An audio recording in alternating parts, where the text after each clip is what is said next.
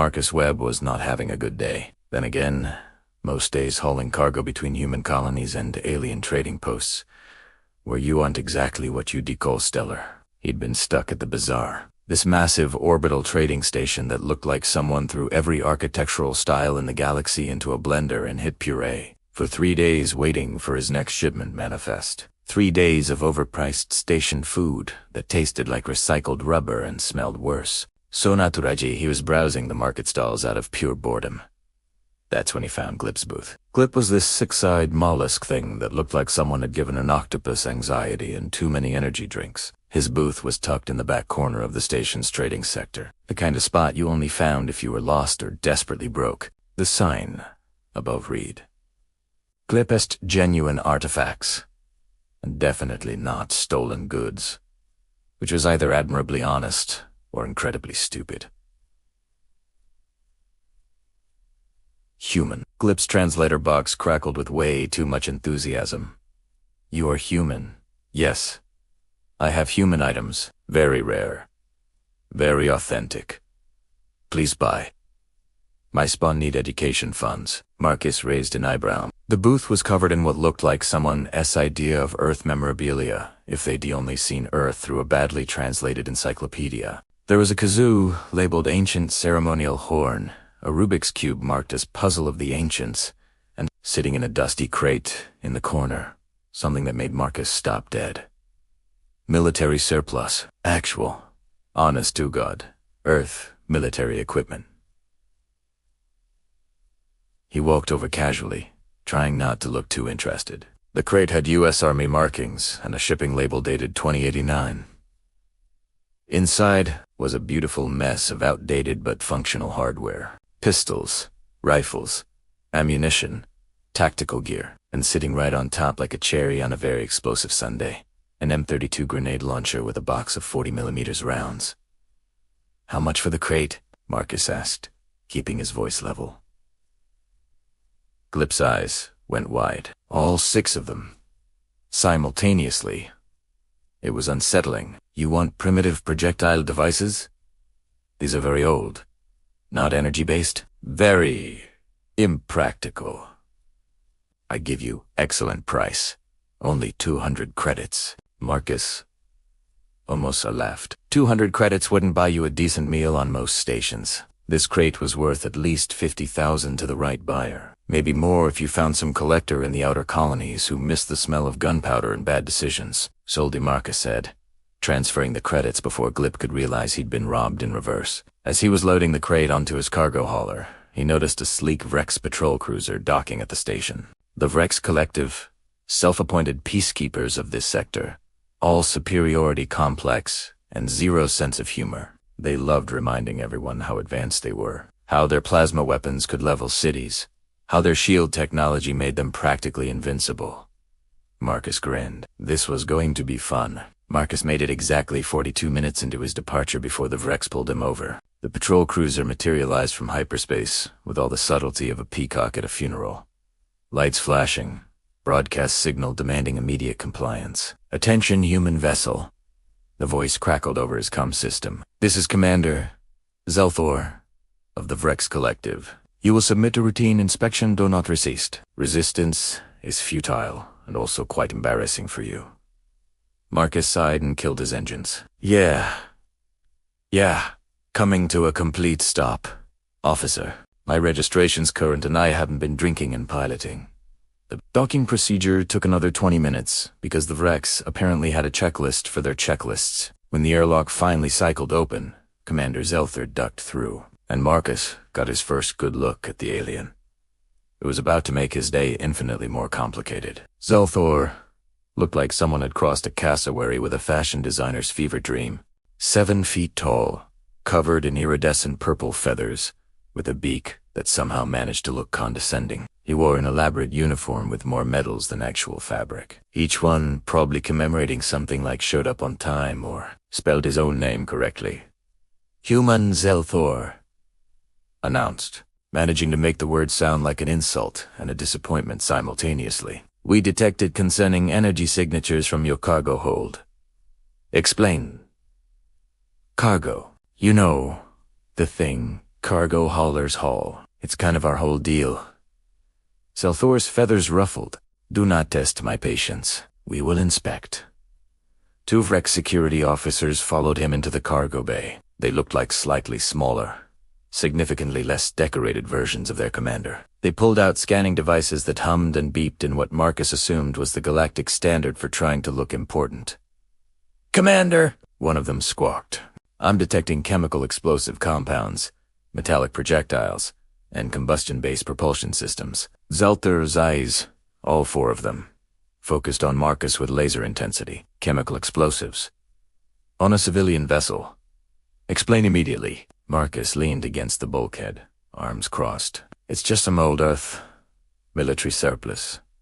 Antiques, really. Was gonna sell them to a collector. The Vrex opened the crate. Zelthor pulled out the grenade launcher, holding it like it might bite him. He turned it over, examining the mechanism with the kind of confused fascination usually reserved for abstract art. "This is a weapon?" he asked, sounding genuinely puzzled. "Yep. M32 grenade launcher, rotary cylinder, holds 6 rounds, effective range of about 400 meters. That's the human version of point, and make bad day." Zelthor clicked his beak, which Marcus's translator rendered as derisive laughter. "This launches projectiles using chemical combustion. How delightfully primitive. And these." He picked up a grenade, the pins still safely secured. "Those are the grenades. The boom part. Fascinating." Zelthor's tone dripped with condescension. "Our young spawn play with more sophisticated devices in their education pods. This is essentially a toy by galactic standards." Marcus bit his tongue. Hard the urge to correct the pompous bird alien was strong, but watching this unfold naturally was going to be so much better. "These spheres," Zelthor continued, examining a grenade more closely, "they appear designed for manual manipulation. Stress relief devices, perhaps. Humans do seem prone to emotional instability." "Sure," Marcus said, fighting back a grin. "Stress relief. That's exactly what they are." One of the security officers piped up. "Commander, regulations state we should confiscate anything classified as weapons grade." Zelthor waved a wing dismissively. "Weapons grade. These are barely toy grade. However, for documentation purposes, we will take one specimen for our cultural archive. Let the galaxy see how charmingly backward humans remain." He took a single grenade, tucking it carefully into an evidence container. "You may keep the rest of your, quoting here, adorable little boom toys. Try to upgrade to modern weaponry soon. Human. Perhaps something from this century. The Vrex catalog has excellent financing options." They left Marcus with a formal warning citation, a pamphlet titled "Advancing Beyond Primitive Violence," a guide for developing species, and a receipt for the confiscated grenade that listed it as spherical recreational device. Human origin. As the airlock sealed behind them, Marcus finally let himself laugh. This was going to be legendary. News traveled fast in the bazaar. By the time Marcus docked back at the station, 3 separate vendors had already pinged him asking about those cute human toys the Vrex confiscated. Apparently, Commander Zelthor had been bragging about his latest discovery across every channel that would listen. Marcus was nursing a drink at the station's primary bar, a place called the Neutron Star that served alcohol strong enough to violate several laws of chemistry. When he heard about the exhibition, the bartender, a crystalline entity named Prax, who communicated through light refraction, was projecting the announcement onto the bar top. "Big cultural event," Prax's translator chimed. "The Vrex are doing a whole exhibition on primitive technologies from lesser species. Your grenade is the centerpiece, they're calling it, and I quote, 'the adorable arsenal, a journey through savage simplicity.'" Marcus nearly spit out his drink. "They're making it a museum exhibit. Gets better. They're doing live demonstrations of how the artifacts work. Well, their best guess at how they work. Should be hilarious. Half the station's planning to attend."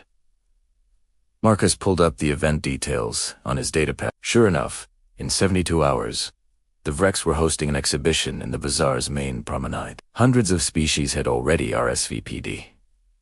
The description promised educational insights into developmental species and their charmingly inefficient solutions to modern problems. Over the next 3 days, Marcus watched the promotional material get more insulting. Videos of Vrex experts analyzing human weapons technology with the kind of condescending fascination you'd give to a child crayon drawing. One particular clip showed a Vrex engineer explaining how bullets were adorably inefficient compared to plasma bolts, completely missing the point that bullets didn't require a power source and worked just fine in atmosphere. The exhibition day arrived with all the fanfare of a major galactic event. Marcus positioned himself in the bar with a perfect view of the promenade through the massive viewport. Prax had set up a live feed on every screen in the establishment. The place was packed with aliens from dozens of species, all eager to watch the Vrex make fools of themselves, though most didn't know that's what they were there for. The exhibition hall looked like someone's idea of a museum crossed with a comedy club. Display cases held various primitive technologies,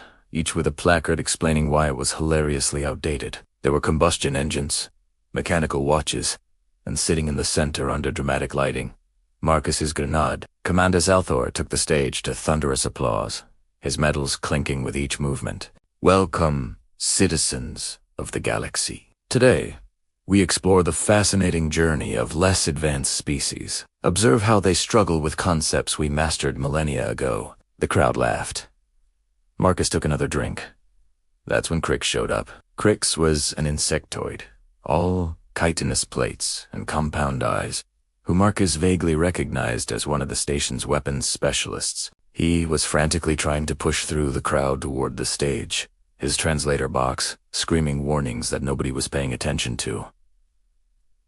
That is not a toy. That is an explosive device. Please, someone listen.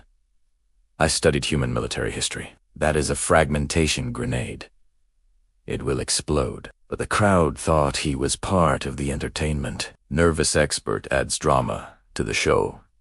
Classic.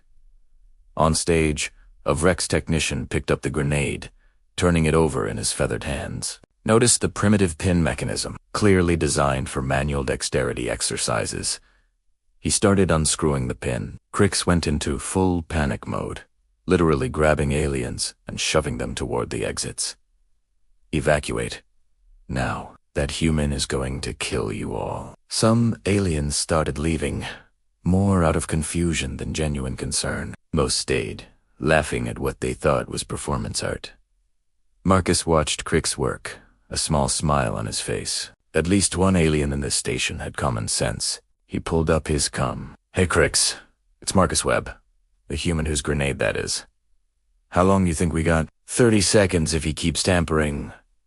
Why are you not stopping this? Because, Marcus said, finishing his drink. Sometimes the best teacher is experience. Don't worry, the blast radius is only about 15 feet. Your evacuation efforts mean casualties should be minimal. Embarrassment casualties, though, those are going to be galactic scale. Zelther took the stage again, holding the now pinless grenade. And here we see the supposed danger element. Watch as absolutely nothing happens because human engineering as the grenade exploded. The blast wasn't huge by any reasonable military standard. Just a standard M67 fragmentation grenade doing exactly what it was designed to do in an enclosed space. The explosion shattered the display case, sent Zelthor flying backwards into a decorative fountain, and filled the exhibition hall with enough smoke and noise to cause immediate pandemonium.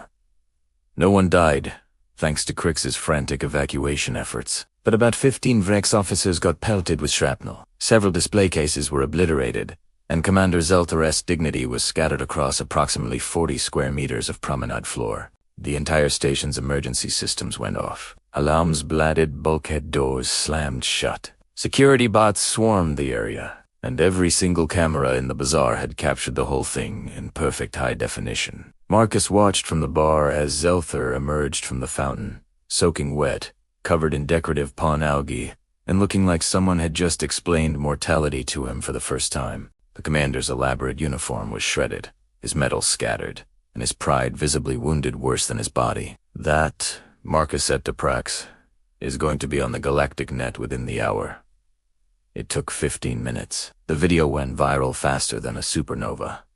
Every major news network picked it up. The footage of Zelthoris's confident declaration of absolutely nothing happens immediately before the explosion became the most shared clip in recent galactic history. Remix videos appeared within hours. Comedy shows built entire segments around it. Someone auto-tuned Zelthoris' scream into a surprisingly catchy song. Marcus's personal favorite was the edit that added freeze-frame zoom-ins on Zelthoris' face right before the blast. With a dramatic text overlay reading it was at this moment he knew he effed up.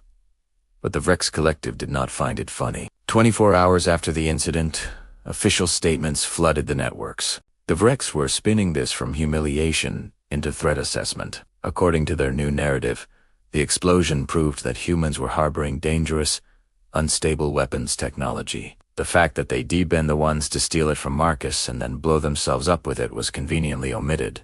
By order of the Vrex Collective, the official broadcasts declared, all human chemical explosive devices are hereby classified as galactic security threats. Any human vessels carrying such materials must surrender them immediately to Vrex Authority for proper disposal. Marcus's cum exploded with messages. Other human traders demanding to know what he'd done. The human colonial government asking if he needed legal representation. His mother asking if he was eating enough vegetables. Because apparently even galactic incidents couldn't stop maternal concern. And then the blockade appeared. 3 Vrex patrol cruisers materialized around the bazaar's docking sector, effectively trapping Marcus's ship in place. They couldn't legally board him without station authority approval, but they could make damn sure he wasn't leaving. Commander Zelthoris' face appeared on every public screen in the station. He'd cleaned up, gotten a new uniform, but his eyes still had that haunted look of someone who'd learned a hard lesson. Attention, human Marcus Webb. You are hereby ordered to surrender all primitive explosive devices in your possession. Failure to comply will result in permanent docking restrictions and forfeiture of your trading license. The entire station's attention turned to this standoff.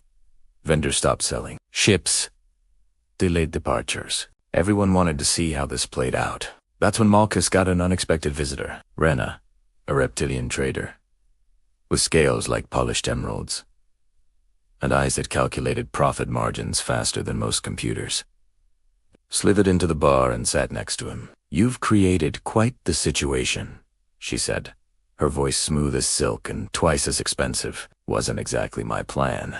No, but it's your opportunity. The entire galaxy just watched Vrex make fools of themselves with human technology. Do you have any idea how much your remaining inventory just appreciated in value? Marcus looked at her carefully. I'm listening. I have buyers, collectors, museums, private military contractors who suddenly realize that low-tech solutions have advantages in certain scenarios. But you need to get out of this blockade first. I can help with that, for a reasonable percentage. How reasonable? 30%, 15, 25, and I'd throw in legal representation. Marcus extended his hand. Deal. But first, I think we need to make a point. The Vrex think human weapons are toys. Time to educate them. Rena's smile showed way too many teeth. I was hoping you'd say that. Marcus filed the permits at 080 hours the next morning. The bazaar had regulations for everything, including public firearms demonstrations, and Marcus was feeling particularly petty about following every single rule correctly. The station administrator, a bureaucratic blob creature named Mortex, who communicated through scent markers that the translator rendered as unnecessarily formal language, approved the paperwork with what Marcus interpreted as amusement. Human Marcus Webb requests usage of Range Facility 7 for educational demonstration of historical weaponry. Mortex's translator droned. All safety protocols acknowledged. All liability waivers signed. All insurance premiums paid. This station does so enjoy creative interpretations of our public assembly regulations. Approved. By noon, invitations had gone out across the entire station network. Educational demonstration. Human projectile weapons technology. Open to all species. Vrex attendance specifically requested.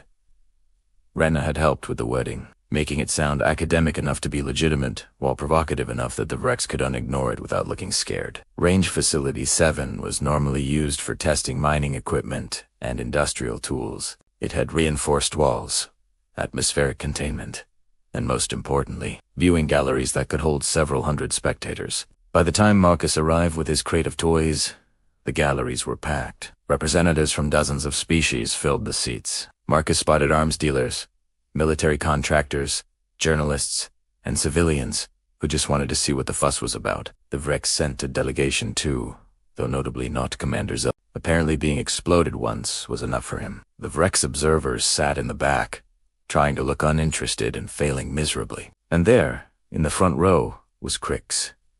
The insectoid gave Marcus what his translator interpreted as an encouraging nod. Marcus stepped up to the firing line, the weapons laid out on a table beside him. He'd set up targets at various distances, everything from paper sheets to armored plates. A camera drone hovered nearby, broadcasting to the rest of the station. "Good afternoon," Marcus began, his voice echoing through the range. "I'm Marcus Webb, and apparently I own toys. Dangerous, primitive, adorable toys that are so non-threatening that the Vrex confiscated one and then immediately blew themselves up with it."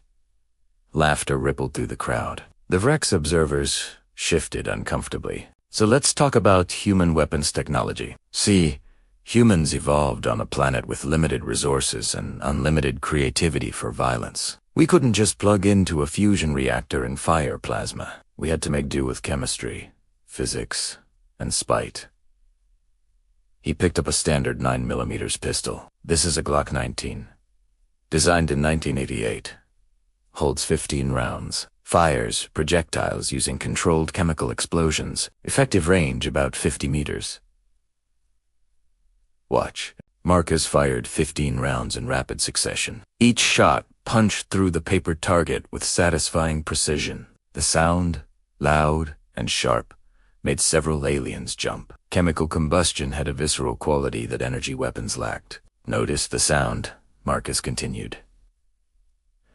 "That's psychological warfare. When you hear that crack, you know death just passed nearby. Plasma weapons hum. These scream." He moved to the rifles next, an AR-15 and an AK-47. "These are the human answer to what if we made it worse. Longer range, more power, higher capacity. The AK-47 is particularly special. It's so simple, so reliable, that it works in desert sand, Arctic ice, muddy swamps, and once, according to records, after being buried for 30 years, the demonstration continued. Each weapon showed different aspects of human engineering philosophy. The shotgun demonstrated stopping power at close range. The sniper rifle showed precision at distance. Throughout it all, Crix provided running commentary from the audience, adding technical details that legitimized everything Marcus said. "The key thing to understand," Marcus explained, "loading the grenade launcher, is that humans didn't design these to compete with energy weapons. We designed them to kill each other efficiently with the materials we had available, and we got really, really good at it." He raised the M32, aiming at a reinforced target at 150 meters. "This is what your commander Zelther thought was a toy. It launches 40mm grenades. Each grenade contains explosives and metal fragments. When it detonates, those fragments turn into hundreds of tiny projectiles moving at lethal speeds. Effective casualty radius 15 meters. Maximum range about 400 meters. The Vrex observers leaned forward despite themselves. "Now, I'm going to fire a training round. No explosives, just impact. Watch."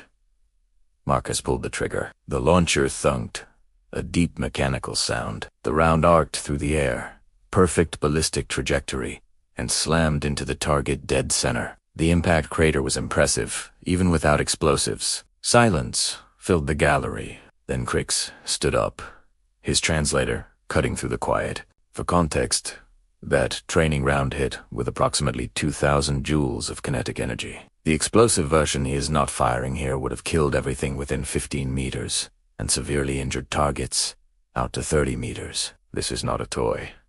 This is not primitive. This is efficient, portable, devastating military technology that requires no power source beyond chemistry. One of the Vrex observers finally spoke up, his voice strained. "But surely, against modern shields are designed for energy weapons," Marcus interrupted. "They dissipate heat and deflect plasma. Most of them don't even slow down physical projectiles. Bullets just punch right through because nobody bothered to account for kinetic impact. We tested it during the first human-Vrex joint military exercises. Your shields might as well be decorative." The Vrex delegation went silent. Marcus set the launcher down gently on the table. So, here's the thing. You can call human weapons primitive. You can laugh at our chemical propulsion and metal projectiles. But we made these work. We made them efficient. We made them devastating. And most importantly, we made them with the understanding that sometimes the simplest solution is the best one. He picked up one of the grenades, holding it up for everyone to see. One last thing. I'm donating this to the Bizarre Museum. The placard will read, "Primitive, but effective." Just like the humans who made it. The crowd erupted in applause. Even some of the Vrex observers were nodding, though they looked like it physically pained them to show respect. Marcus caught Rena's eye in the crowd. She was already on her no doubt closing deals with the sudden surge of interested buyers. The demonstration was over. The point was made, and Marcus had a feeling. The galaxy's view of human technology was about to change dramatically. The formal apology came exactly 48 hours later, delivered with all the enthusiasm of someone extracting their own teeth. The Vrex Collective issued a statement that was a masterpiece of bureaucratic passive aggression. The Vrex Collective acknowledges a regrettable misunderstanding regarding the classification of certain human technologies. We extend our sincere apologies for any cultural insensitivity that may have occurred during our educational exhibition. We remain committed to interspecies cooperation and mutual respect for all developmental stages of technological advancement. Marcus read it 3 times, each time finding new layers of condescension wrapped in diplomatic language. The galaxy, however, loved it. The statement became instant meme material. Regrettable misunderstandings started trending across social networks, usually paired with explosion footage. But the real victory was in the fine print. The Vrex quietly rescinded the Galactic Security Threat classification. They removed the blockade, and most satisfyingly, they reassigned Commander Zelthor to the Vrex Department of Cultural Liaison Services, which Marcus learned was essentially diplomatic purgatory. His new job involved mediating trade disputes over agricultural products and filing 17 different forms every time someone wanted to host a cultural exchange program. Marcus actually felt a little bad for him. A little. Not much, but a little. The economic aftermath was beautiful chaos. Marcus's remaining inventory went from worth about 50,000 credits to worth whatever the highest bidder wanted to pay. Collectors from across the galaxy suddenly wanted authentic human military equipment. Museums updated their primitive technology exhibits with more respectful descriptions. Several private military contractors hired human consultants to discuss low-tech tactical solutions. Rena made an absolute fortune brokering the deals. True to her word, she took a 25% and earned every credit. By the end of the month, Marcus had sold everything except the grenade launcher, which he kept for sentimental reasons, and enough ammunition to make any station security officer nervous. Crix got promoted within the Vrex hierarchy, officially to Senior Xenotechnology Analyst, unofficially to the guy who actually pays attention. He sent Marcus a message thanking him for making my career while simultaneously giving me severe anxiety. They grabbed drinks at the Neutron Star, where Crix admitted he'd been trying to get the Vrex to take human technology seriously for years. "Your species is terrifying," Crix said, nursing something that looked like glowing oil. "You took limited resources and made maximally lethal solutions. Most species go the opposite direction. We get better resources, we make less dangerous weapons. Humans got better resources and made more dangerous weapons. We're an ambitious species," Marcus agreed. "Also deeply paranoid and historically violent. Makes for interesting engineering." The galaxy noticed Earth's getting recruitment offers from 3 different mercenary groups, 2 weapons manufacturers, and 1 military think tank. "Your planet's gross domestic product is about to spike dramatically." Marcus raised his glass. "To primitive technology and the idiots who underestimate it. To survival through excessive violence." Crix countered, clicking his glass against Marcus's. The museum exhibit opened a week later. The bazaar's curator, a gaseous entity named Whisper, had designed it personally. The grenade sat in a reinforced case with the placard Marcus requested. But Whisper had added additional context. Historical information about human warfare, explanations of chemical explosives, and most importantly, a detailed timeline of the incident with security footage and expert commentary. It became one of the most visited exhibits in station history. Tourists took pictures. Students wrote papers. and somewhere in the back of the crowd at the opening ceremony, Marcus spotted Commander Zelther wearing civilian clothes, staring at the grenade with the expression of someone who'd learned a very expensive lesson. Marcus walked over. "Commander!" Enjoying the exhibit? Zelthor turned, and for a moment Marcus thought he might actually get attacked, but the Vrex just sighed, his feathers ruffling with resignation. "I underestimated your species. That was foolish. The galaxy is laughing at me. My career is functionally over, but I learned something valuable." "What's that?" "Never assume primitive means harmless. Sometimes the old ways are old, because they work." Marcus nodded. "That's surprisingly wise. You know, cultural liaison services might actually suit you. Less explosions, better job security. I file forms in triplicate now." "Triplicate? Do you understand how soul-crushing that is? I've dealt with Earth customs officials. I understand." They stood in awkward silence for a moment before Zelther extended a wing. "No hard feelings. Human." Marcus shook it. "No hard feelings. But maybe next time someone tells you something's dangerous, listen." Noted. Marcus left the ceremony early, heading back to his ship. His cum was already pinging with new job offers. Apparently, the human who taught the Vrex a lesson was in high demand for various consulting gigs. Most of them sounded boring. Some sounded dangerous. A few sounded like both, which honestly had the most appeal. But before he could review any offers, an urgent message came through. Official Earth government seal. Encrypted. Marked priority. Marcus's stomach dropped. Those kinds of messages were never good news. He opened it. The message was short. "Marcus Webb.